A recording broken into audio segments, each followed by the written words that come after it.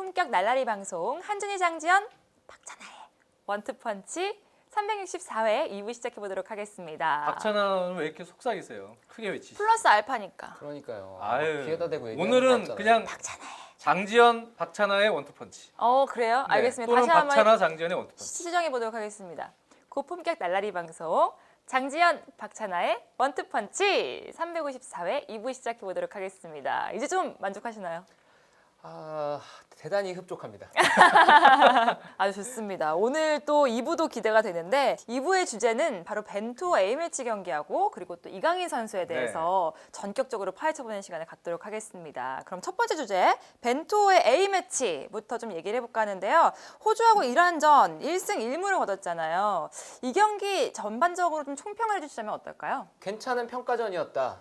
물론 성에 차지 않을 수도 있고 그리고 우리의 발전 방향의 속도가 눈에 들어올 정도로 빠르지 않을 수도 있어요. 네. 그렇게 느껴지지 않을 수도 있지만 역시 우리가 바람직한 방향대로 가고 있다는 걸 어느 정도 보여줬던 평가전이고 그리고 여전히 벤투 감독이 이끄는 대한민국 대표팀은 시간이 필요하고 그 시간이 지나고 났을 때는 우리가 많이 달라진 모습을 보여줄 수 있지 않을까. 저는 그런 기대감이 있었던 평가전이었던 것 같습니다. 장현님은 어떻게 보셨어요? 그렇죠.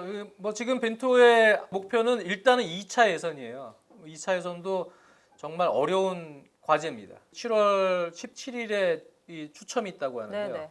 그 2차 예선을 일단 잘 넘겨야 되고 거기도 강팀들 우리랑 진짜 만만히 볼 수 없는 팀들이 배정이 될 가능성이 높기 때문에 그 2차 예선은 이제 어떻게 잘 치러야 되냐. 그 마지막 두 번의 평가전입니다. 근데 이제 벤투 감독 입장에서는 사실 우리가 4백에 기반한 이제 플랜 A. 네. 그 전에는 4-2-3-1을 많이 썼었고 최근 앞선 두 번의 평가전에서는 다이아몬드 4-4-2 전형으로 바꿔서 담금질을 했었죠. 네.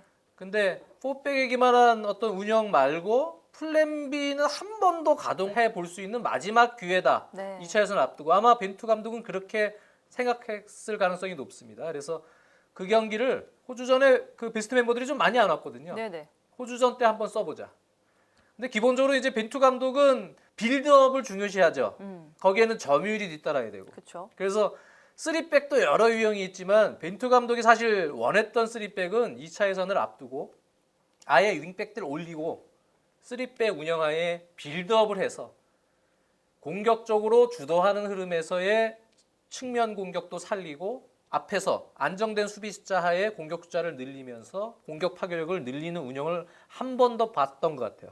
우리가 3백을 아예 안 썼던 건 아닌데 네네. 근데 확실히 이제 3백 운영에 있어서는 수비적인 3-5-2 쉽게 얘기하면 이제 5-3-2나 또는 원톱 썼을 때는 5-4-1 운영이 되겠죠. 그런 수비적인 컨셉에서 역습을 나가는 그런 3백은 오히려 조금 짧은 기간이라도 어느 정도 밸런스를 맞춰서 운영할 수는 있습니다. 네. 근데 조금 더 공격을 강화하는 그런 윙백을 좀 많이 전진시키고 공격적인 운영하에 하는 3백 운영은 상당히 시간이 많이 필요하고 훈련량이 필요한 거예요.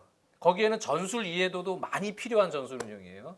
근데 결과적으로 호주전은 이기긴 했지만 내용적으로는 상당히 부실했죠. 빌드업 체계가 호주의 압박 속에서 많이 묶였고 문제점이 많이 드러났어요. 작년 12월 31일, 1월 1일 그 사우디전 때 공격적으로 황희찬을 왼쪽 윙백처럼 기용하는 변형 3백으로 한번 테스트를 해본 적은 있죠. 선발 때. 그때도 내용적으로는 좋지 않았죠. 황희찬 윙백 체제는. 이번에도 내용적으로는 실패를 했어요. 어떻게 보면은 성과가 있었어요. 저는. 뭐냐? 어떤 성과일까요? 쓰지 말자. 네. 2차 예선 때는 우리가 유지하는 게 낫다? 2차전, 네, 이란전에 잘 보여줬던 4-4-2 다이아몬드 운영이나 또는 거기서 4백에 기반한 4-2-3-1 운영이 됐던 4-3-3이 됐던 아니면 뭐 원톱 운영이 됐던 4백에 기반한 그런 4백 기반한 운영을 담금질을 잘 하자. 사실은 1차전을 통해서 결론을 네. 내릴 수 있어요. 그러니까 차라리 오히려 마지막으로 한번 테스트해 본 것은 결과적으로는 내용이 부실했기 때문에 성공이었죠. 왜? 이 선수는 일단 쓰지 말자. 2차 예선 때. 다들 중요한 이제 실전 경기들이기 때문에 그런 성과가 있었고 2차전 이란전은 확실히 우리가 빌드업 체계가 살아났죠. 투 센터백. 이게 측면 풀백 전반부터 공격적으로 올리면서 특히 수비형 미드필더 위치죠. 뭐 딥라인 플레이메이커라고 볼 수도 있고 어쨌든 다이아몬드 4사이의 그 중앙에서 빌드업의 1차 책임을 져줘야 되는 그 위치는 기성용 선수가 이제 완전히 대표팀 은퇴한 상황에서 매우 중요한 위치입니다. 네. 이번엔 소집이 안 됐지만 정우영 선수도 있고 여러 선수들이 이제 아마 암암리의 테스트를 받을 거예요. 네. A매치 데뷔전을 치르는 백승호 선수를 그 위치에 과감히 놨어요. 백승호 선수가 사실 많은 경기들을 연습 경기를 포함해서 소화를 해봤겠지만 그 위치는 본인도 조금 생소한 위치일 거예요. 네. 본인도 전술적으로. 처음 써봤다 그러더라고요. 그렇죠. 근데 그 위치는 사실 상당히 1차적으로 안정성이 필요한 위치입니다. 1차 빌드업을 하는 과정. 두 명의 센터백과 키퍼도 포함이 되겠지만 거기서 3명 혹은 내려와서 백승호가 거기서 컨트롤하면서 1차 빌드업이 돼야 되는 위치이기 때문에 아마 벤투 감독은 오프더볼이나 이런 움직임은 선수들이 전술적인 소화 능력이 늘어나면 개선이 될 수 있는데 네.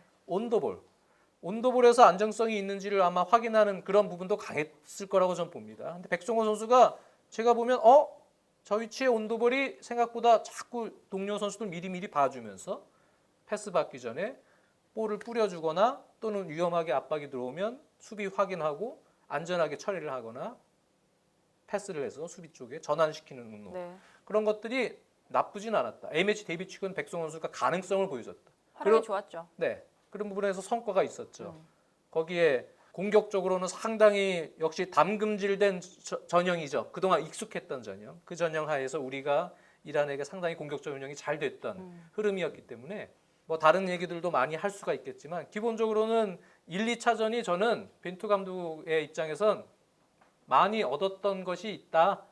이번에 차출을 못한 선수들도 뭐 권창훈 선수는 부상으로 못 오고 뭐 이런 네. 선수들도 있겠지만 얻은 게 좀 많았던 평가전 2번이 아니었나 생각을 합니다.